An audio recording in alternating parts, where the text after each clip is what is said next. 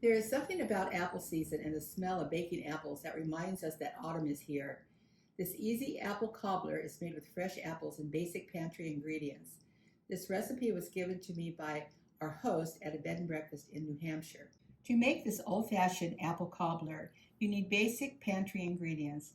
You'll need 4 to 6 baking apples. I'll be using Granny Smith. 1 cup of apple juice, apple cider, or water.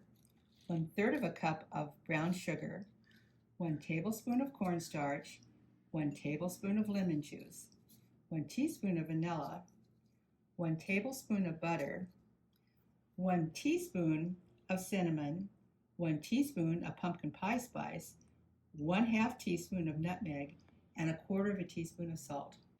To make the batter for the cake topping, you'll need 1 cup of flour, 1 cup of white sugar, 2 teaspoons of baking powder, 1/4 teaspoon of salt, 5 tablespoons of melted butter, 1 teaspoon of vanilla, and 3/4 of a cup of milk.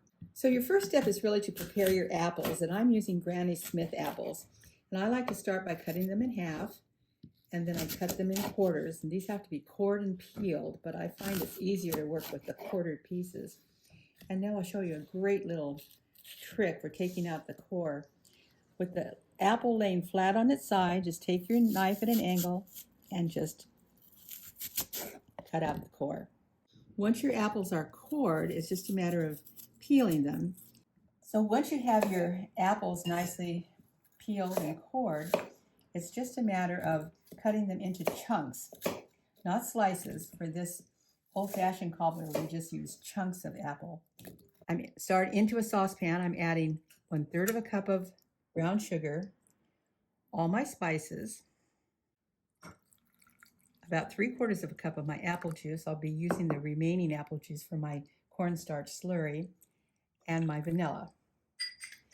I'm going to mix this all together on the stove top and bring it to a gentle boil, and then we'll stir in the cornstarch. Using the remainder of my apple juice and my tablespoon of cornstarch, I've made a cornstarch slurry. So once my mixture on the stove has come to a gentle simmer, it's just a matter of stirring my cornstarch into the cinnamon and spice and apple juice mixture until it becomes thick. Next, add your tablespoon of butter and melt it into the mixture. And once this is all melted, we're going to add the chunks of apples and 1 tablespoon of lemon juice and cook them on the stovetop for about 3 to 5 minutes. So while our apples are simmering on the stove, and boy does the house smell good, I'll make the batter for the cake. 1 cup of flour, 1 cup of white sugar, 2 teaspoons of baking soda, 1/4 teaspoon of salt. Mix it well.